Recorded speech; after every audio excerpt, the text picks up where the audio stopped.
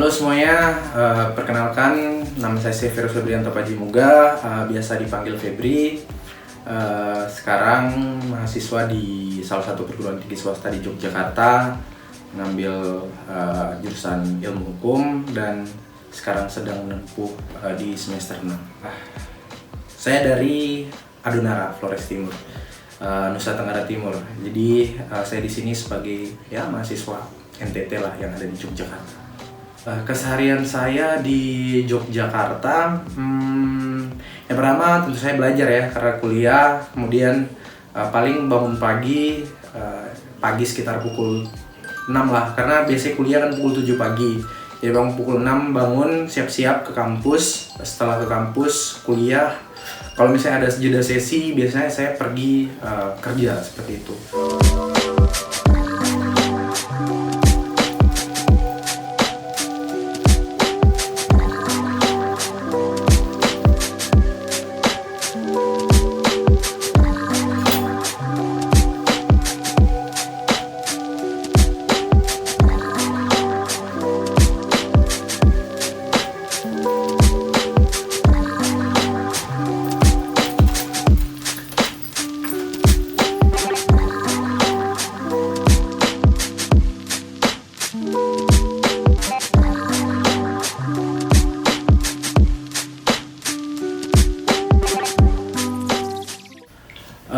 Alasan kenapa datang ke sini ke Yogyakarta tentu saja yang pertama memang mau menempuh pendidikan ya tuh. Jadi setelah lulus SMA dapat kesempatan untuk berkuliah di Yogyakarta dan melanjutkan pendidikan sarjana seperti itu.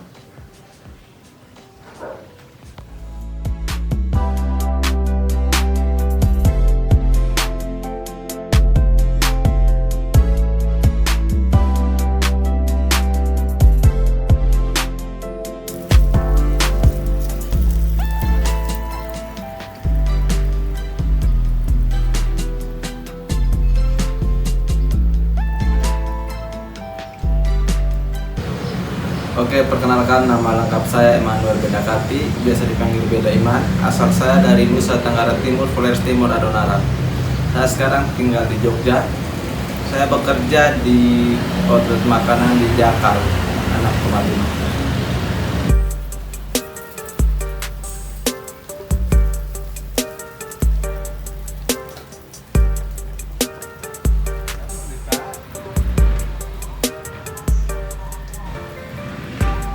Tujuan pertama saya datang ke Jogja awalnya untuk kuliah.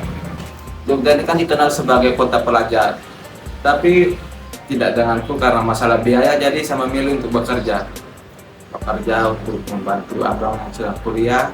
Jadi saya sedikit bekerja untuk menahan lapar sampai sebulan.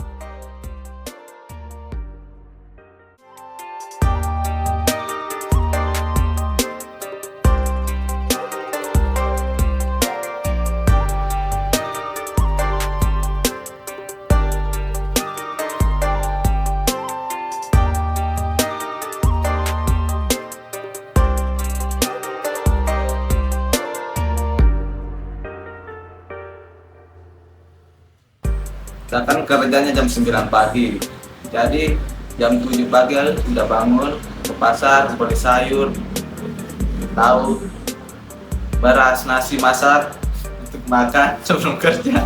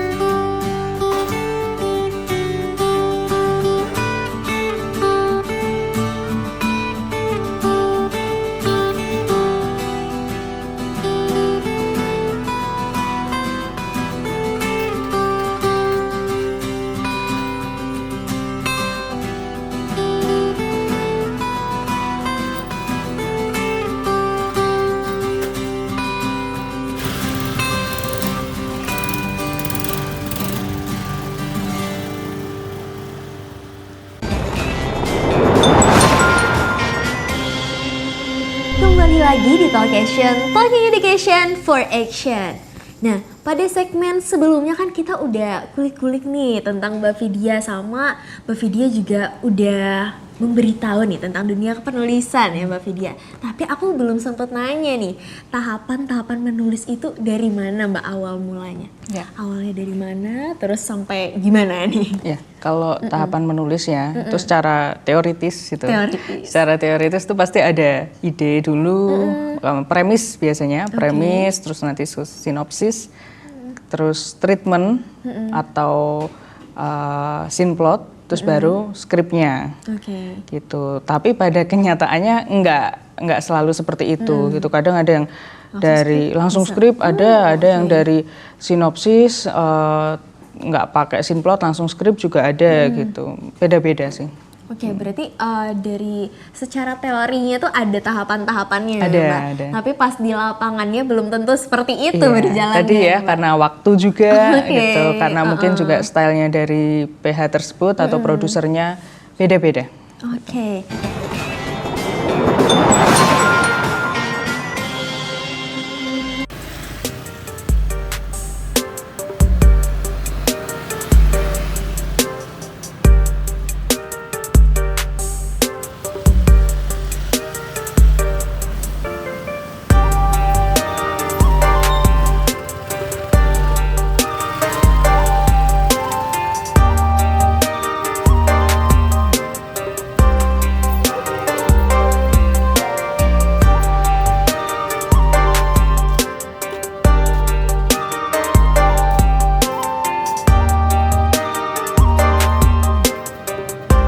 Saya memang ngambil jurusan hukum ya di salah satu perguruan tinggi swasta. Kalau misalnya teman-teman tahu ada namanya Atmajaya Yogyakarta, Atmajaya Yogyakarta. Nah, di situ tempat saya kuliah, melakukan pendidikan saya. Selama kuliah ya saya seperti mahasiswa pada umumnya. Ya saya belajar karena saya datang ke sini punya tujuan sebenarnya ya, mau menempuh ilmu dengan baik dan membanggakan orang tua saya. Nah, selama proses perkuliahan memang saya seperti mahasiswa pada umumnya, hanya memang apa ya, di luaran sana stigma orang timur kan terkesannya kasar, orang yang keras. Jadi di awal saya agak kesulitan untuk bersosialisasi karena memang ya orang juga takut mau bergaul sama kita. Cuma setelah perjalanan waktu, bergaul, berbaur, berkenalan, seorang mulai kenal saya, sepertinya saya mulai merasa bahwa ya saya berteman dengan semua orang seperti biasanya, seperti itu. Ya hanya, nah ini persoalan yang baru-baru muncul adalah ada kerusuhan lah, tau lah orang timur yang ada di Yogyakarta baru-baru ini. Dan itu yang sedikit membuat kita mahasiswa agak kesulitan. Karena selain di kampus, kita juga merasa tidak aman hidup di kos. Karena ketakutan kita, apakah mungkin kita bakal diserang atau seperti itu. Karena ya ini sudah berbicara soal ras ya. Dengan tampang yang seperti ini pastilah ya ada ketakutan lah. Terus di kampus juga orang mulai memandang kita kayak, wah dia orang timur, kayaknya ini galak dia, atau kayak orang takut juga mau berbaur sama kita. Jadi kayak wah. Tapi sepertinya sebenarnya memang saya merasa bahwa saya orang baik sih sebenarnya. Saya tidak ada yang seperti itu, tidak ada kekerasan yang saya mau lakukan. Nah, saya kesini hanya mau kuliah, dan ya sampingan saya ya hanya untuk membantu perkuliahan saya.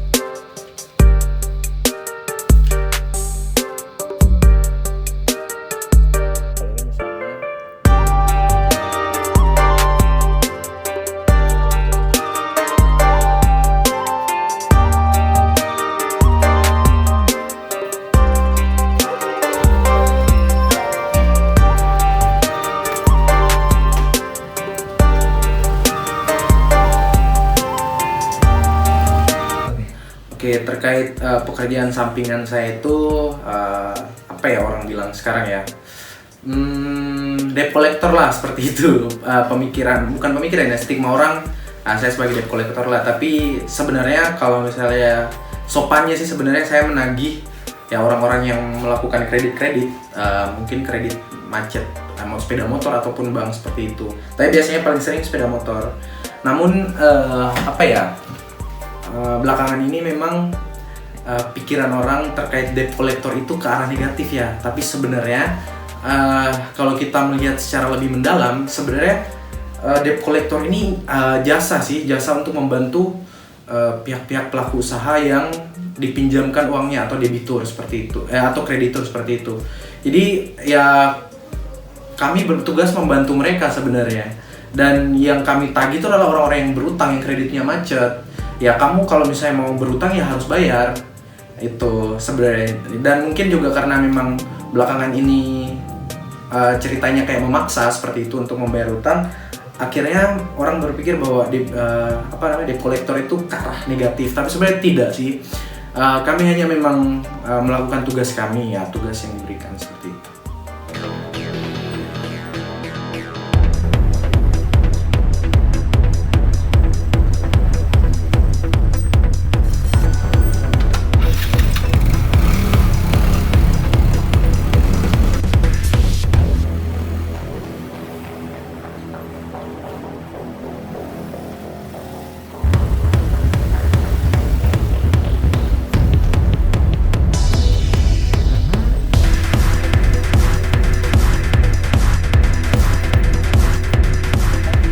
Vito.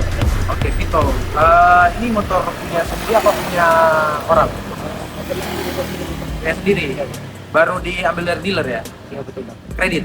Ya. Oke, kredit ya. Jadi ini Vito, dari data yang kita dapat, Tiko motor ini sudah macet kredit selama 3 bulan. Ini sudah 3 bulan, sudah lewat jangka waktunya. Jadi kami ditugaskan, ini surat tugasnya kami. Nah, ditugaskan untuk ya komunikasi ke Vito untuk melakukan pembayaran selanjutnya.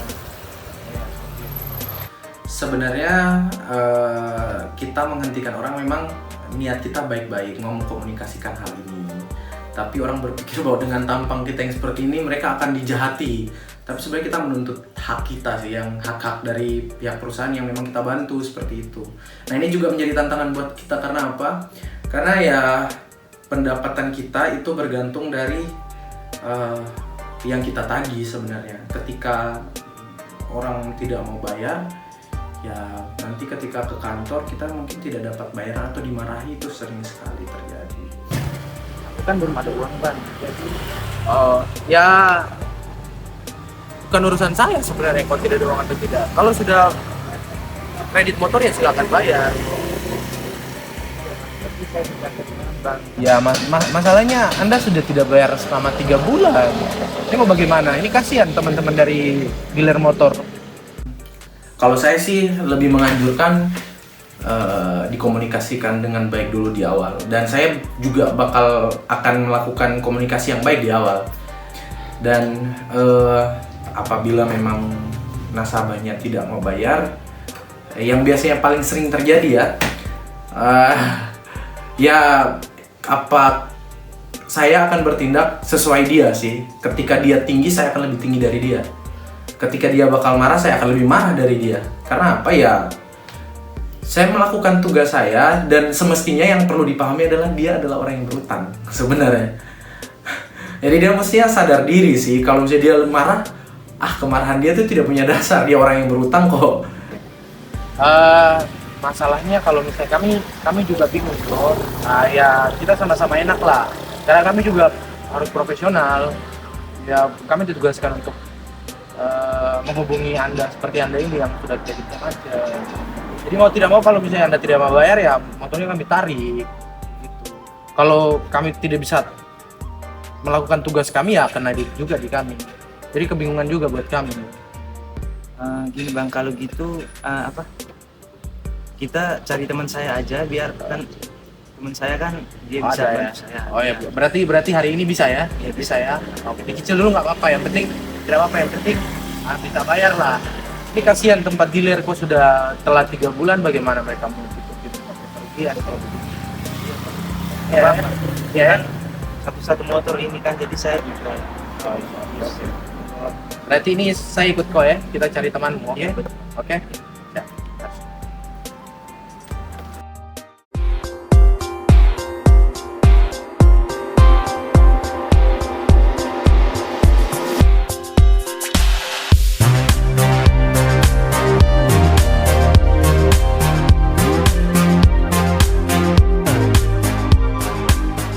Pada saat libur, waktu hari kosong, aku sering diajak teman untuk ikut jaga pertigaan, putar balik, untuk mengatur motor mobil yang luar.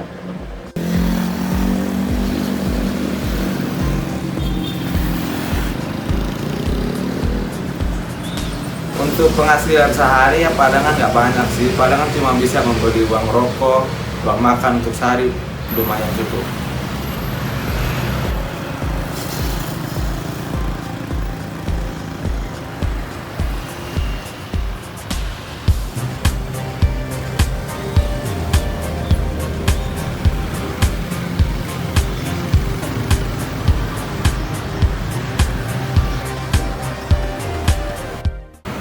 Untuk permasalahan pribadi yang sering aku alami, yang pertama itu waktu tiba ke Jogja, awal datang cari kos itu agak susah. Soalnya ada kos kosong, tapi karena mereka tanya, mas asalnya mana ya? Karena kami orang timur ya, tak terima orang timur.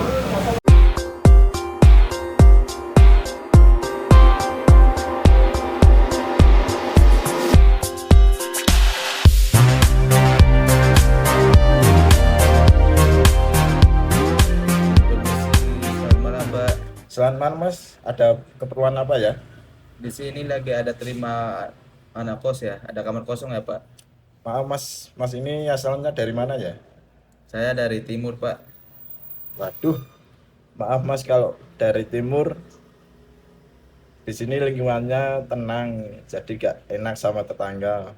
Maaf ya Mas. Untuk cari tempat tinggal kayak kos-kosan begitu sedikit sulit. Soalnya ada kos-kosan kosong, tapi karena saya asli dari timur ya mereka nggak terima, padahal ada kos-kosan kosong. Itu sakit.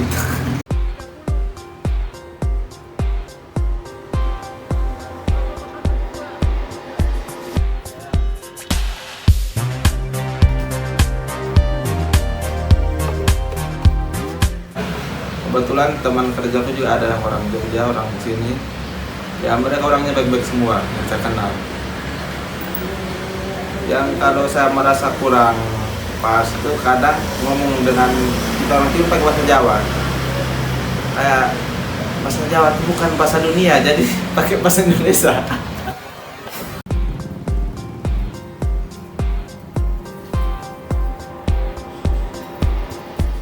Oke, untuk menyelesaikan diri di Jogja pertama tuh agak setengah mati. Soalnya untuk makanan ya.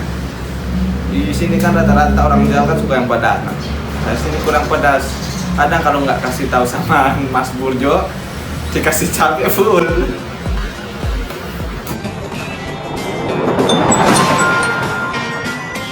Setelah kita ngobrol-ngobrol banyak nih Mbak, sekarang kita waktunya main games nih Mbak. Waduh. Nah di sini aku sudah ada papan. Apa nih kertas-kertas ini ya Mbak? Nah jadi kita akan bermain games tebak kutipan nih Mbak.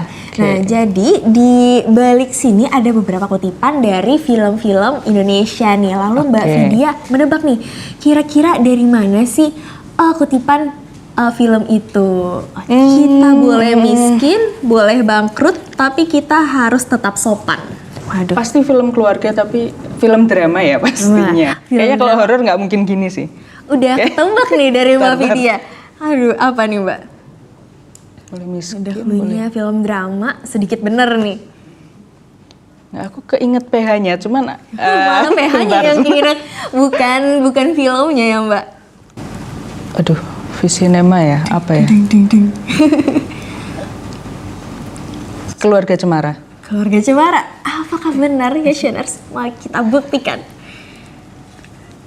Jeng. Oke. Waduh, Keren banget ya Cashiers Mbak Vidya berhasil menebak di keluarga Cemara. Tapi tadi sempat apa ya Mbak, sempat nggak karena ini film drama kata Mbak Vidya. Malah tadi menebak PH-nya dulu ya Mbak, baru judul Stylenya filmnya. soalnya. Oke. Karena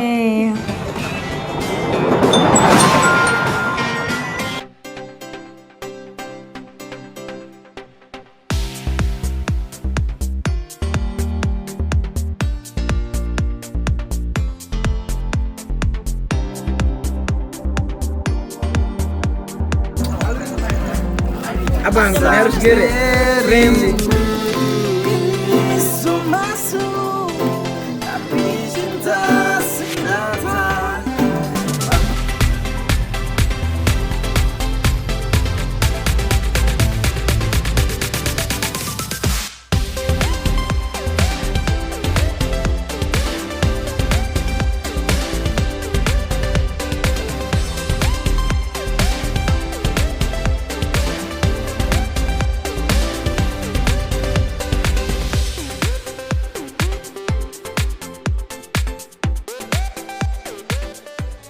Baik, tanggapan untuk orang luar yang menganggap orang timur itu jahat dan mungkin tidak mau berbaur dengan orang timur, sebenarnya teman-teman, saya mau bilang ya, sebenarnya kalau misalnya kami orang timur itu baik sebenarnya. Kalian mungkin belum mengenal kami lebih dalam ya, jadi rasa-rasanya kalian melihat kami hanya dari luar, memang dengan tampang kami, dengan perawakan kami yang dalam konotasinya menyeramkan, dan mungkin juga beberapa tindakan-tindakan dari beberapa oknum orang timur yang membuat kalian jadinya kurang percaya kepada kami bahwa kami itu sebenarnya orang baik. Hanya saja memang saya mau bilang ini tidak semua orang timur itu seperti yang ya kita dengar belakangan ini, sering bikin masalah, mabuk-mabukan seperti itu. Tidak. Ada orang timur yang pengen benar-benar datang ke sini mau belajar, mau kuliah, jadi jangan merasa bahwa semua orang timur itu sama. Jadi ya berbaur saja lah seperti biasanya. Oke, banyak yang bilang kami orang timur itu jahat, kasar. Bukan begitu. Itu tergantung sama orangnya. Kalau orang timur kalau baik ya dia paling baik. Kalau soal jahat, setan pun kalah tuh kalau orang timur jahat. Orang timur jahat keras ya. Oh, jahat sih tidak.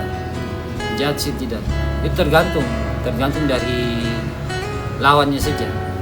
Nah, karena kembali ke lawannya saja. Ya sama sih, orang Jawa juga keras kok. Kan tidak semua orang Jawa juga lembut.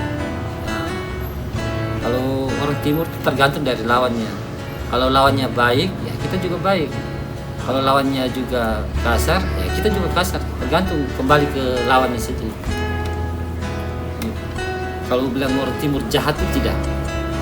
Ya kadang-kadang cobalah dekat-dekat sama orang Timur. Apalagi mereka yang penagihan, itu beda. Kadang kami juga di lapangan ketemu sama nasabah juga kaget. Oh ada orang timur, oh penagihan tidak, oh gitu. Mesti mereka juga kaget gitu. Kalau untuk kalau penilaian dari itu mungkin mereka lihat dari casing sama dengar cerita. Cobalah dekat sama orang-orang timur yang bagian penagihan, baik-baik semua kok. Halo, nama aku Gita, asal dari Depok, Jawa Barat. Pandanganku tentang orang timur itu awalnya kayak karena aku ada temen-temennya, kayak aku punya temen orang timur, jadi pandangan itu mereka kayak keras, terus juga kayak kasar karena mukanya kan serem-serem gitu ya, apalagi yang dari Papua. Tapi ternyata setelah punya temen orang-orang dari timur, ternyata mereka itu baik, terus lucu-lucu, terus welcome juga, dan dia menyenangkan lah. Untuk teman-teman yang dari timur ya, teman-teman dari timur, saudara semua dari timur, kita kan datang ke sini, kita semua datang ke sini kan orang tua itu sudah suruh kita datang sekolah baik-baik supaya pulang tuh bisa bantu orang di sana. Oke, harapan saya ke depan untuk teman-teman yang lain, karena saya juga dari timur, datang kuliah baik-baik, ingat orang tua, untuk yang bekerja juga semangat untuk bekerjanya, sukses terus ya selalu.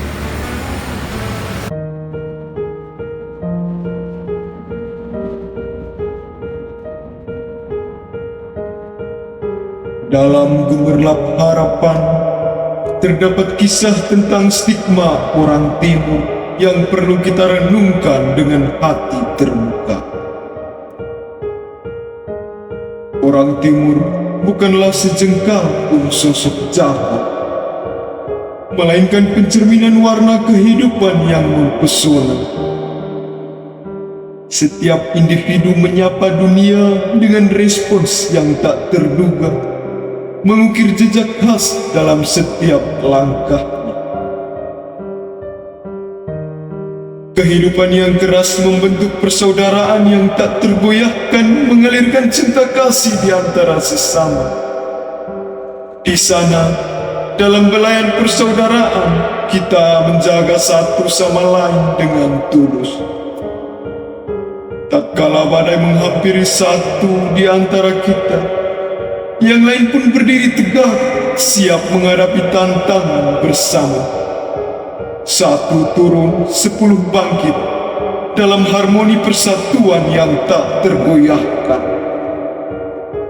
Keanekaragaman suku dan daerah menjadi pupuk subur bagi kebersamaan, mengalirkan semangat dari satu jantung, menyatukan dengan nama yang kian terhias indah, Melanesia. Mari bersama-sama membongkar stigma dan menerangi jalan ke depan. Jadikanlah keberagaman sebagai anugerah dan persaudaraan sebagai sinar cahaya, pemandu langkah kita dalam harmoni dan cinta yang tak berkesudahan.